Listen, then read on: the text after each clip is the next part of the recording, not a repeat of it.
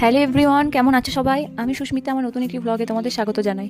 তো এইদিকে আমি সকাল সকাল ঘুম থেকে উঠে পড়েছি। তারপর আমি আমার যে কাজ, এই যে দিন গোনা, সেগুলো শুরু করে দিয়েছি। আর আগের দিন কাটোয়া থেকে এই ব্যাগটা আমি নিয়ে এসেছিলাম। আর এই ছোটো ব্যাগটা দিদি যখন পাঞ্জাব গেছিলো তখন এনে দিয়েছিল।